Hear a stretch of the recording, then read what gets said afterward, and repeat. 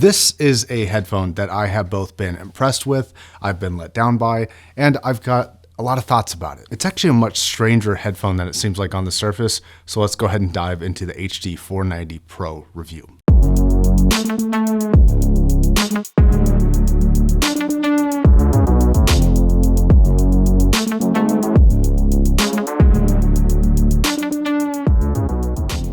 And the price tag for these guys is actually a bit steep. It's about $400 for the Pro version and about $480 for the Pro Plus version on Amazon, which I'll drop links to down below. The thing that has been the most impressive to me so far is the build. Now, only time is going to tell if these last decades like the previous HD600s did.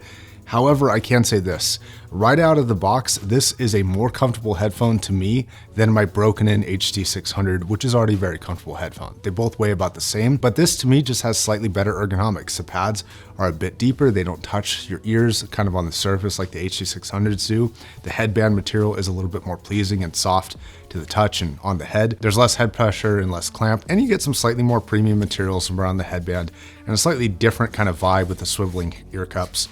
Benefits over the previous class. Now, what we'll have to learn over time is if they put the correct materials in the right places with this, or does it have an Achilles heel? Now, one small complaint I do have is about the box. And what it is that the headphones need to be adjusted back to the smallest setting to actually fit in here. But you can see in the mold, there's extra room down at the bottom that this could have been molded slightly bigger for, which would allow for you to basically put the headphones at any size for the headband extension, and it would have kind of sat comfortably rather than having to be reset and then readjusted every time you put it in the case. Okay, so when it comes to the Plus version, for the extra pads, the extra cable, and the carry case, is it worth it? I'd say if you travel a lot, sure. Just for the case, having something that is custom built for this, keeps all your cables, all your extra pads, everything that you would need for this headphone will be in one convenient built for this device piece. To me, that'd be worth 80 bucks. For someone who's gonna buy this and just leave it at home or at their desk, I'd say just save the money. It's already a very expensive headphone. That's kind of on the top end of what I would personally be asking for if I were to sell this headphone. Now, you might have questions about the cloth pads. These are certainly better in some songs, but as a general broad recommendation, I don't like them as much as the velour pads. One of these is the mixing pad and one is the producer pad. Personally, I just stick with the stock pads most of the time. The $80 extra is not worth it for these pads specifically. They are similar in sound signature. They maintain same general characteristics for tonality. These are a little bit more clinical and not as kind of thumpy in the bass response as the velour pads are, which have a slightly warmer tilt than these do, but they don't sound substantially different, and they definitely don't sound better overall, so I wouldn't necessarily recommend getting it just for these alone.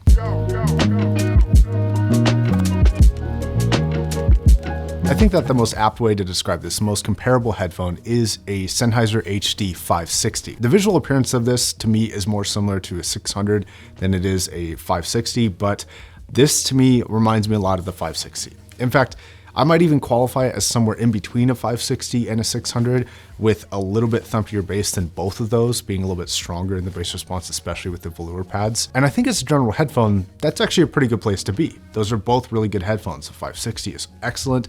The 600 series is also excellent.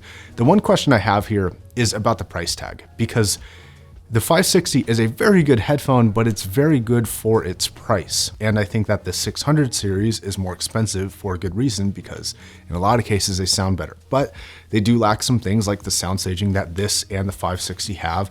The bass response on this is a little bit looser in terms of precision, but a little bit thumpier and harder hitting, and some people are going to prefer that. But the 600 series also has some massive benefits, especially when you get up into the $400 ones like the 660S2. I would say that compared to something like a 560, the vocal intimacy and texture is a little bit better on this headphone, but it's not quite as good in my opinion as the 600 series. Now, for bass response, Sennheiser is not a brand that is known for producing a lot of bass, and this headphone is not an exception to that rule. The bass here is a slightly loose, kind of slightly mid-bass forward bass response that comes across quite thumpy in the right circumstances, but it performs better when it is just playing a bass note. So when you're just listening to a low note and it's not a busy or frantic track where other things can get muddied by that bass, that's where it performs best. The more complicated the music, the less well the bass performs. And I think that this is probably a driver limitation rather than a tuning limitation. Even on the cleaner, less bassy sounding pads, that slightly sloppier bass performance was still noticeable on really busy tracks on the cleaner pads. I do want to have a disclaimer here. The bass response on Sennheiser headphones has never been the biggest reason to buy them at all. Definitely not. And that's, again, no exception to this headphone, because your brain really adapts a lot to these headphones very quickly. I would say within 10 minutes, you're kind of used to the bass response. And it actually sounds quite good after that 10 minutes. It's really only noticeable as a weak performer when it's compared to other things. So if you swap a lot, you may not be impressed, but if this is your one and only headphone, you'll probably be very happy with it. Now, treble response, it's very well controlled. Similar to the 560S, it's got a slightly plasticky timbre, which I'm not in love with. I actually prefer the clearer and richer timbre characteristics that come out of the HD660S too. That is a much better headphone for treble response, even though it's a little bit more forward there. The treble response in the 560S is tuned very well in terms of frequency forwardness. In my opinion, I mean, there's gonna be ups and downs and you're gonna have personal preference on what you like. It's just the fidelity there. It doesn't scream, I'm a super detailed headphone to me. In fact, for treble response specifically, even the HD600 I think has a bit more treble.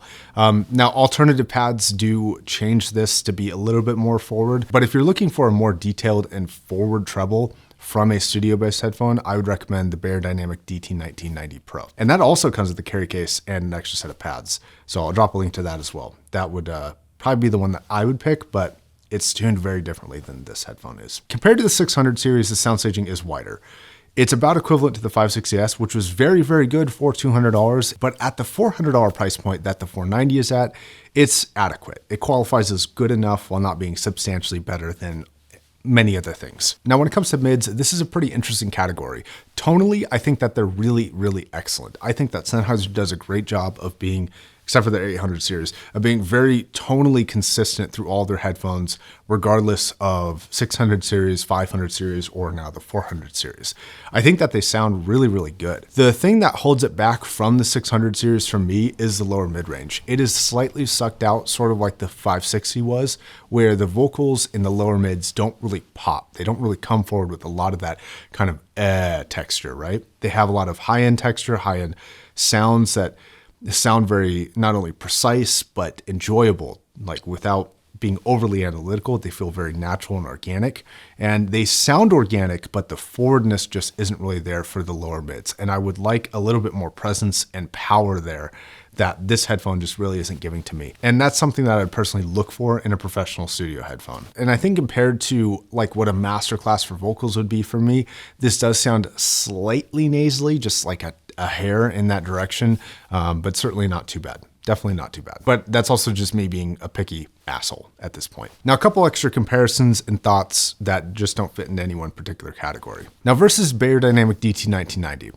This is a much more controlled headphone than that headphone is. That headphone has a very strong bass presence, a little bit of a sucked out mid-range, and a very strong treble presence. And because of that, it's very V-shaped in a way that this headphone is not. I can definitely say that it's a more linear tuning than that of the DT1990 Pro. But the 1990 Pro offers a couple things that this doesn't have. It's got better, wider sound staging that covers more surrounding kind of areas. You feel like you understand the positionability a little bit better with that headphone. The treble response is more forward to the point of being a little bit harsh in my opinion, but with that harshness comes information. You just understand things that are going on in the high end a lot better.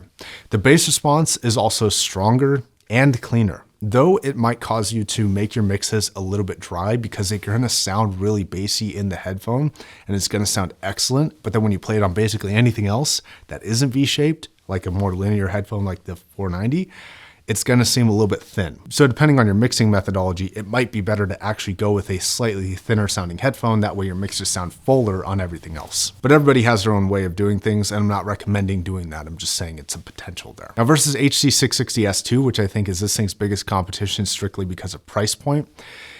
That's an interesting comparison because the 660S2 is more of a specialist headphone. It's got about a 6 out of 10 for soundstage, bass response, and treble response, but it's about a 10 out of 10 for mid-range response. And this headphone is not like that. It's more of a jack of all trades while being a master of none. Instead of being a 6 in some areas and a 10 in one, it's kind of just an 8 in all areas. It's good in every category, while not being great, while having some room for improvement just about everywhere. Okay, now when it comes to my conclusion, I really like this headphone. In fact, the comfort for me might be a massive reason just to buy this headphone, because if you wear your headphones for hours and hours on end, Comfort is just a huge factor. And I think that comfort should actually be part of the cost of something. There are headphones that sound amazing, but I don't want to listen to because they're not comfortable. So having a headphone that I want to listen to is like gate number 1 to go through. Gate number 2 is how good does it sound? And these sound very good. They sound very pleasing. They're, again, a jack of all trades, which is nothing to be ashamed of. It's a very, very well-rounded, good performing overall headphone. The sticking point here for me is the price point. I would really like to see this about $300. I think that this would be an excellent, excellent $300 headphone, because rather than stancing itself as being significantly better than the 560S, which it's not, it is better, but it's not significantly better, and also positioning itself to seem significantly better than things like 650, 6XX, and 600, which it's not. I just have a hard time justifying that price tag, because this should be seen as a lateral move to those for people who like that sound signature but want some extra stuff in some extra categories, like a little bit better sound staging or bass response or something, or a little bit better comfort even. And I've no doubt that they'll probably land on that price tag eventually. I think right now, to get into this early, you're gonna have to pay a little bit of a premium. Now, if you do purchase this now, are you gonna be unhappy? I'd say probably not. I think that what will happen, which has happened a lot to me here, is I will compare this to other headphones. Like, I'm gonna have a video comparing this directly to the Focal Alex. The Focal Alex is a really, really good headphone, a very good headphone. In fact, that comparison is up on Patreon as soon as this actually launches live on YouTube. And I might even like the Alexa's sound signature more, but the headphone that I want to listen to more often is this one, simply because of the comfort. So that's just a small anecdote, but something to think about, something to consider is the comfort and usability of a headphone, which this absolutely nails. All right, guys, that's it. For early access to videos exactly like this one, check out my Patreon or the links in the description down below if you do want to purchase this. Thank you again for watching. I appreciate it so much. See you guys next time.